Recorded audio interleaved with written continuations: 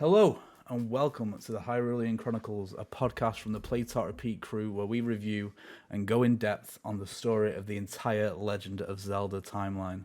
I'm Oliver and I'm joined by Lewis and Alex. Hello. Hello. So this episode we're finishing off the Fallen Hero timeline with Zelda II: The Adventure of Link, which was released for the NES in 1988. So since this game is a direct sequel to the previous game, there isn't any story between the two games, so we just need to remember that Zelda 1 is the princess that is cursed to sleep for eternity. Link defeated Ganon at the end of the previous game, and the location of the Triforce of Courage is still unknown. So, opening statements, please, Lewis. Zelda 2 is a very bad direction. Oh, sorry, was a very bad direction coming from Zelda 1. I don't know why on earth they thought it would be a good idea to completely just change up the formula of the first game, especially when it was so critically acclaimed at the time. It's nice to see that they did change it up, just because, I mean, a lot of game series don't, but I mean, on your second game, I just think it was a really stupid decision, and I think it shows in the game. I don't think any of it is very good. And I find it very difficult to even call it a Zelda game, really. This could be any game. They just slapped a Zelda skin on the top of it and called it a day. But yeah, I just don't think the game's particularly fun. I don't really think it's a very fun Zelda game either, especially coming off the back of the first game, which ideally built the genre. So, I don't know. Score? A 2. A generous 2. It wasn't the worst game I've ever played. It worked, but it just wasn't fun. Alex, over to you. So this is the worst Zelda game I've ever played, and it probably will be the worst Zelda game I've played. The game's not very fun. The game's very, very frustrating. Thank God for the rewind feature on the Switch app. Otherwise, I wouldn't even have attempted to beat this game. I would have just lied and said that I beat it. The game's hard, unnecessarily hard, because it's an NES game. The game's boring. Everything looks the same apart from the color palette swapping. It's just not fun. It's not a good time. I do not recommend anyone even attempt to even play it, even if you've not played it. 1 out of 10. 1 out of 10. Damn. 1 out of 10. So, What's the worst game you've ever played? it's definitely up there for me. Definitely up there. I don't know. Do I prefer this or Sable? Sable's better than this. Sable, we've got to give it Well, Sable a choose slightly. I couldn't even play Sable. Well, I suppose not. But that's obviously they shouldn't have released that game for that system. And but it's not necessarily the game's fault, kind of thing. It's the developers' fault. Yeah, you know where I'm coming from. Yeah. So I say the only reason I can't say this is the worst game I've ever played is because I can't think of all the games I've ever played. There must have been a worse one at some point, but I can't really think of one right now. It is. I'll tell the full truth. I will tell the full truth. So I use the rewind feature a lot. I use save states a lot, and towards about the quarter of the way in the game, I put God mode on because I was that overwhelmingly frustrated with even with rewind. It was taking certain enemies. It was taking 10 minutes just to get past them, even with rewind, because they're so difficult to hit. So this game, it's known as the black sheep of the Zelda family, and it's for good reason. It really is. Some would call this game difficult or challenging, but that's not the case. It's just inaccessible. Oh yeah, for sure. I have no idea how anyone played this back in the day. Or there's something cult. It's got a cult following, and I don't know how that's the case because it's so horrible to play. It would have kept you busy for months and months and months because you would have had to keep throwing yourself at it over and over again. The thing is, it does try something new. It adds RPG elements and things like that, but the combat's too janky. The game doesn't look good. It's just it hasn't got many redeeming features at all. The only reason I can't give it a 1 out of 10 is because my personal general rule is 1 out of 10 means you can't play it. It's broken. Yeah, that's what I was saying. Yeah. A 1 to me is where the game is functionally broken. It just doesn't work. Yeah, well, this is just on the cusp of being functionally broken, at least for a modern audience. It's but you can get from start to finish. Like you guys did it without putting God mode on. Yeah. Yeah, but I obviously couldn't do that, but you guys did, so it can't for me be a Weak non-functional game. I'm not bothered.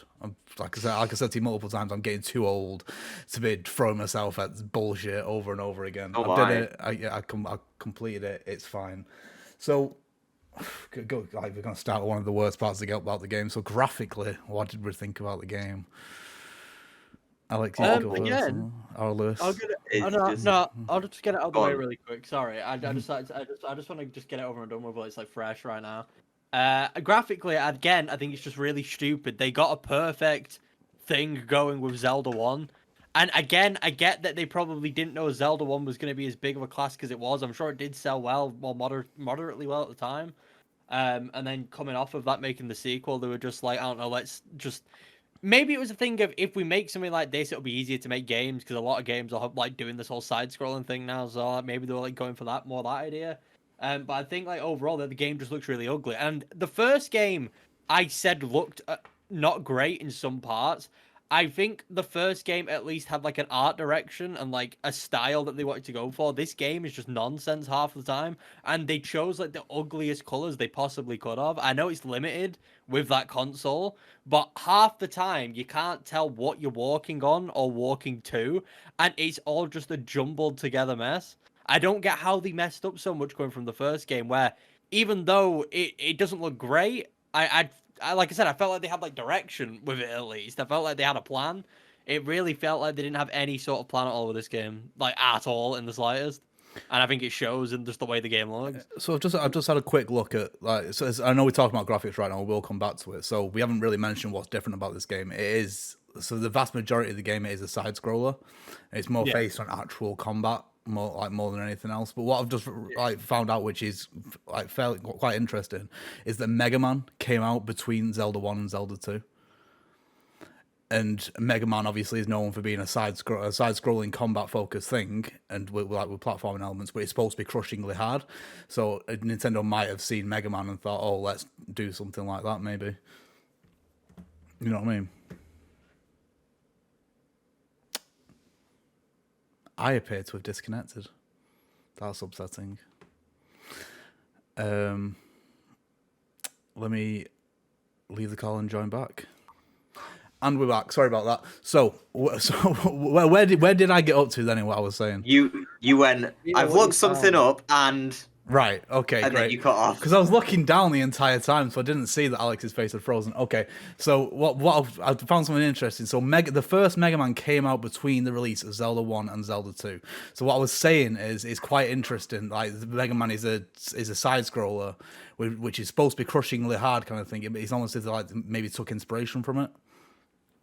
Oh no, yeah, I can see that ever so slightly into the way the levels are designed, but that Mega Man does it good is the issue. Oh yeah, that is the issue. Yeah. So when I said that originally, when I disconnected, so I was looking down, and I was met with silence. I was like, "Well, that was a bad opinion right there." For me and Alex, it was weird because, well, for me, you stopped moving and talking, and then Alex didn't say anything, so I thought my internet disconnected. And then I made a noise, and then Alex reacted to me making a noise and was like, "Oh, it's not me either." So we just, I don't know, but it's fine. Yeah, okay. we keep things professional. Play therapy. It's great. We've got the great infrastructure. So anyway, we're talking about graphics, and Alex was going to tell us what he thought of the graphics. Yes. The graphics are awful, and you can't tell like things apart. So like I could be in one of the random dungeons, and I could not tell any of them apart. All it is just a color palette swap. Like I get that it had its limitations and stuff, but like playing it nowadays is just awful. I just don't like it. Yeah. So it's most noticeable in like the overworld map, just how bad it can look at certain points. That overworld map is trash. It is so dog shit, and the whole random encounter thing as well does not suit what a Zelda game is supposed to be all about. It's really not. You shouldn't be forced into a battle. I know they're trying to do RPG elements and kind of stuff like that, but random battles are one of the most annoying parts of an RPG. So I don't know why you choose that to put in your game. Yeah, it's just like I said, it's because they had such a good baseline with Zelda 1, so I don't get why they changed it. It's not like Mega Man changed it; they made the same game like 10 times in a row. Yeah, and Like, Zelda 1, it literally. created a sense of atmosphere. You know what I mean? There was like each area, like the dungeons were like a color palette swap, but outside in the overworld, there was like, there was personality to each area, yeah. and it's just not at all prevalent in this game.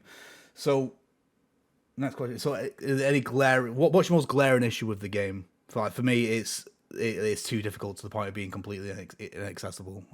What is your biggest problem with this game? I know we've got a lot of them, so it's a bit of a daft question. Go on, Lewis, you go first. I think my least favorite thing about the game, I've already just stated, is just I can't ever tell what I'm doing. Everything, especially the overworld. The overworld is just nonsense. Yeah. The overworld is at times the overworld doesn't look like you should be able to walk where it allows you to walk. It feels like there should be a ton of like barriers and stuff stopping you from stepping where you can actually step. And without a guide, I just think I don't know. I don't want to imagine playing this without a guide. It's just nonsense. None of it makes sense. Everything looks the same. It looks like mush for starters as well, which is just not a nice thing to look at. At least if it's gonna look the same, make it look somewhat like nice to look at. Yeah, I think just the overall design and just the way it looks is just my least favorite part. There isn't really anything redeeming about it. Even moving about the overworld, there was never a point where I was like, I can see why this could be fun. It just sort of felt like a way to like bloat game time and just sort of make it way less interesting. I think it would have just been better if I could just go straight to like each palace, and just play through them like that. Because I think the stuff in between, especially compared to the first game, is just very lackluster and just kind of pointless overall, really. But yeah, that's my least favorite thing. Alex, anything more to add? Literally, Lewis just like slated every single thing wrong with the game. I'll talk about like the enemies and stuff. Like some of the enemies are just like sword sponges, and it's just some of the enemies I just don't want to fight, but you have to because otherwise you can't get past them. It feels like they've got this stupid level up mechanic as well, and you can't even pick what you want to put your build into. So if I just want to get stronger, I still have to level up like 3 times to do it. Yeah. The bosses were all shit, but we'll talk about that later, I assume. Like some like the actual dungeons, like you need a map to actually navigate it. Otherwise, you're gonna end up going in the wrong way and like down a pointless path, lose health that you need to fight the boss. Oh yes, we'll definitely be talking about that. Oh definitely, yeah, that's definitely come up. So we'll get on to the story of the game. So beware, there are spoilers from this point onwards. So after the events of the first game, Link has remained in Hyrule to assist in its restoration, helping to defeat the remains of Ganon's army. On Link's 16th birthday, which is apparently 6 years after Ganon's defeat, so apparently Link was 10 when he killed the Demon King. 10 years old. Apparently so. Wow. So on his 16th birthday, a glowing Triforce mark appears on the back of Link's hand. Impa guides Link to the North Castle and presses the back of his hand against the sealed doorway. Inside, they find the sleeping Princess Zelda 1. She comes back into it. Impa then gives Link 6 crystals and an ancient scroll from the old king of Hyrule, who originally hid the Triforce of Courage from his son, if you remember. Link learns that the Triforce on the back of his hand is a result of magic, marking him as worthy of the Triforce of Courage. Link then travels around Hyrule to the 6 palaces in order to defeat the Guardians and return the crystals to the statues of the palaces, and is eventually able to obtain the Triforce of Courage from the Great Palace by defeating one final boss, his own shadow. Link then returns to North Castle and reunites the Triforce before the altar of the sleeping Zelda 1. She then awakens, her curse broken, and peace then returns to Hyrule. So, I think this story is obviously it's not really told in the game, it's told in the manual, but I think it's quite a small shining light in this black hole of a game. I like how it continues directly from the first game, the story carries over, and it feels like a satisfying conclusion to this timeline. I mean, does it? I think it does. He's reunited. So the Triforce was broken apart, and he has reunited. Like they spent 2 games essentially. The first game is he gathers the Triforce of Wisdom and gets the Triforce of Power from Ganon, and then it carries on into a second game where it actually gets like the last piece and brings it together. Wakes up Princess 1, who's been asleep for years at this point, like a long time. and then Peter returns to Hyrule. I think it's a quite nice, satisfying ending to this particular timeline, anyway. Yeah, I mean, yeah, I suppose. I mean, there's only so many things they could have done. I think, yeah, this is probably one of the better things they could have done with it. But finding out that Link was only 10 years old in the first game is a bit weird. Yeah. I Maybe don't really Hyrulean's like aged that. differently, Yeah, maybe. Maybe. Alex, what do you think of the story? It's okay, I guess. It just carries on from the first game, but yeah. I mean, it's nice to see. I It doesn't don't know, happen in Zelda. Yeah, it's unique, like in that sense of it. Like it carries on. It's basically like part 1, part 2, Yeah, exactly. but part 2 being absolutely awful. Yeah. So, favorite and least favorite dungeon. There's not much point in doing this. There really isn't. I couldn't tell you which one was which. Every dungeon is the same dungeon. Yeah, none of them are very good, but least of all, for me at least, is the final dungeon. That place is god awful. Like, it's possible to walk 10 minutes in the wrong direction Yep. Oh no, yeah. and then having to fight your way back. Why was it designed that way? I tried looking up. I looked up a map for it when I got lost, and like the map was impossible to decipher. It was awful. Yeah, I don't know if they did it on purpose just to like again bloat game time. It feels like a lot of things in this game were done just to bloat the game time. Yeah. Yeah. Because if it wasn't as nonsensical as it is, I think the game would be incredibly short. So yeah, I just assumed they wanted the game to be longer. But I mean, I don't know, least favorite. I don't know. They all were the same. Like I click on them on the walkthrough, and it's like, oh yeah, this is the ocean path. Apparently, looking at it doesn't give me any indication that it's the ocean path or the ocean It's path. green. Uh, Why is the ocean one green? I don't know. This is gonna be weird, and you already said that it's a bit pointless to do. But I'm just gonna say all of them. I didn't like any of them. I didn't enjoy any of them. It's difficult for me to pinpoint one specifically because I don't remember having particular distaste towards a specific level. I just didn't like any of them when I was playing them. So they're all just sort of garbage in my opinion. Really, the music's okay though. Yeah. The music's a nice little thing. It's just nice little chiptune and stuff in it. It doesn't sound like Zelda though. No, No, it's strange. So when you mention like game bloating and stuff, it's almost as if they've tried to create an RPG, but left the most important part of an RPG out, which is having an actual story in a game. Yeah, Yeah, it I seems like think. they sort of fused multiple things together in that regard. Like they wanted to do the whole Mega Man thing, but like you just said, they also want an RPG, but they didn't do the RPG stuff. They did the bare minimum to make it an RPG, which is having some NPCs speak to you every now and again, and you can walk around an overworld. But they then didn't focus on any of the stuff that people actually like from RPGs, which again is the story. Yeah, they only brought in the bad part of RPGs. Yeah, literally. Yeah. Like they got like ideas from like 4 different games, smushed it all together, and they went, "Shit, it's all the bad parts." Oh Yeah. well, chip it anyway. Fuck it, let's go. Yeah, I think it was just really stupid on their part. I don't know who at Nintendo. Like, did anyone who made the first Zelda work on this game? Do we know? Because it was just made in house, I assumed. But did Miyamoto have anything to do with this? Did he suggest ideas? Did he He's have probably a working on vision? Mario. So Well, it's weird as well because I was just gonna say about like Mario 2, but that was only in outside of Japan. Yeah, So no, that was different. This was definitely, it was developed in house, and the lead producer on it was Miyamoto. Yeah, I don't know what he was thinking there. No, I don't Like, know how they let it happen. Actually, an L from Miyamoto because like he made Mario and Zelda and then was like, I'm gonna make Zelda 2 and just make it dog shit for some reason. I don't know where all that game design. I guess he was just trying something new. I suppose. I mean, he knew that it clearly didn't work because he didn't make one like this after this. Like this was it. This was the end of that. So I guess he just wanted to try something and then just realized probably quickly that it didn't work. Assuming it reviewed bad at the time, I don't really know what reviews were like back then. I assume it did. I mean, what's that? I've got the Wikipedia page up.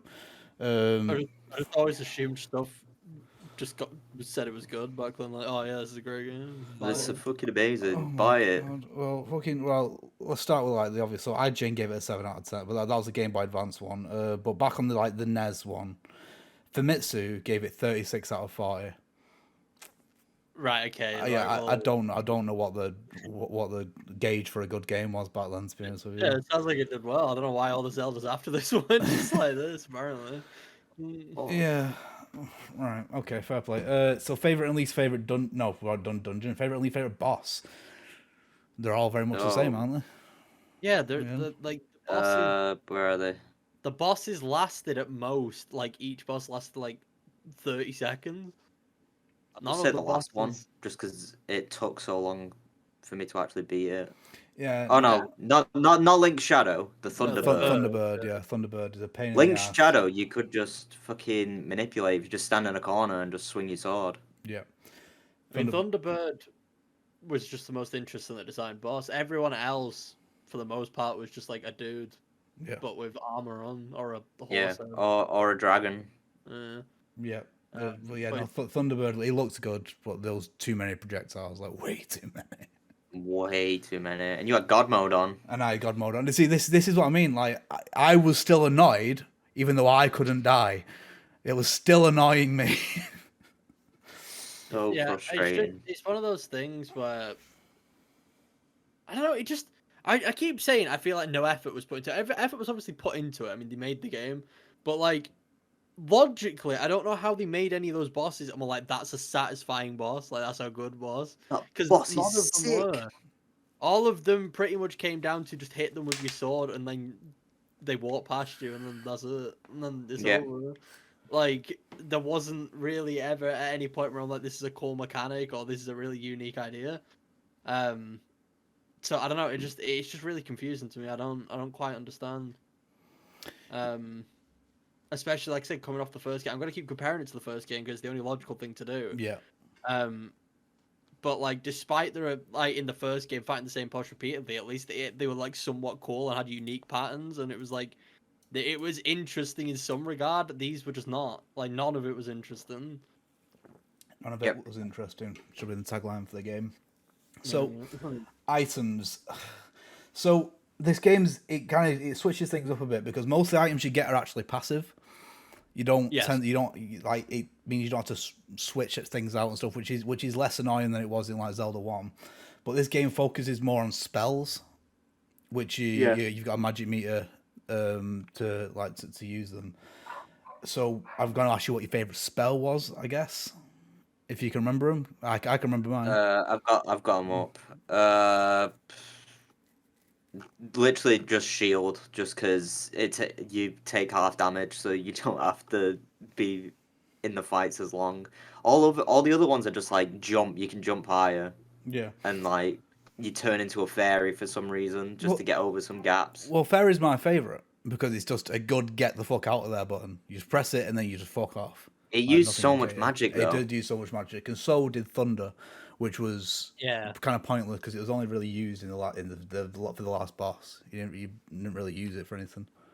I mean, you used it in general. It did just kill stuff instantly, but as you just said, it used a ton of magic, so it was a bit pointless. It was pointless. That's pretty much a spell called Spell that I didn't remember. No, spell called Spell. I can't remember that one. Do you remember it, Lewis? Nope. Oh, you did it to reveal that town. Yeah. Another thing about the last boss, so because you need to use Thunder, if you go into that last boss with less than half your magic bar, you're fucked. There's nothing you could do. Yeah. Which is not great. That's like an issue. That's like an issue with some old games though as well. Too. I mean, Mega Man does the same thing, where not with magic. Well, kind of with magic sometimes. But if you go into a boss in Mega Man with like only half health or only half like your power meter, or even less than that, it like retains that throughout the entire boss until you lose all of your lives. Even like when you die against it and respawn, you'll spawn with however much health you had when you went in, or however much magic you had when you went in.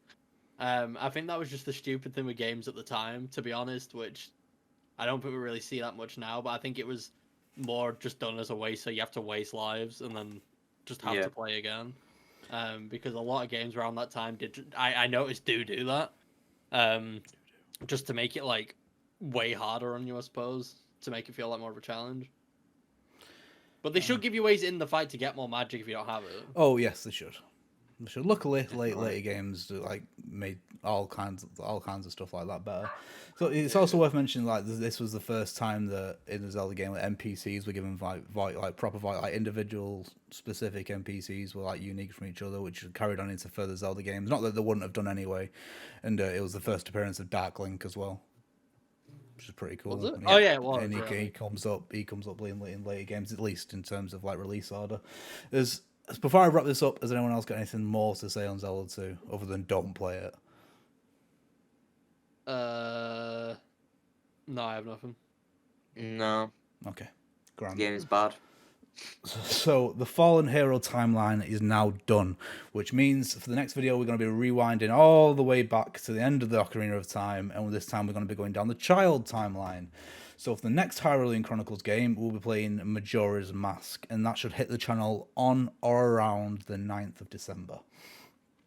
Still to come this month, we've got our video game book club review. Because the way we're recording it, we don't know what that is yet, but it will be up on the 25th of November, and on that podcast we'll also be opening our Secret Santa gifts to each other, which we'll be then reviewing in the December video game book club review.